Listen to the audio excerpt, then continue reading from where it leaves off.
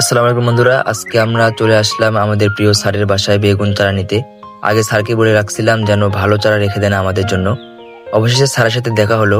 তারপর আমরা চলে আসলাম স্যারের সাথে তারা জমির খেতে। তো এই সময় বন্যার পানি নেমে যাওয়ার জমিতে চারা রোপণের উপযুক্ত সময় ছিল, তাই আমরা ঠিক করলাম এখনই বেগুন চারা রোপণ করব।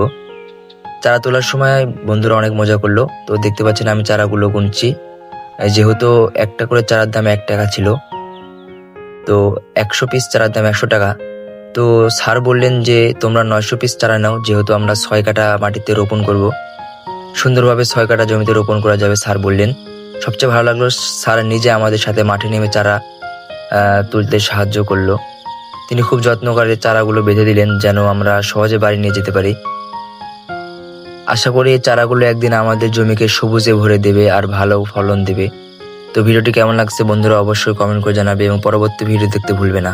ধন্যবাদ।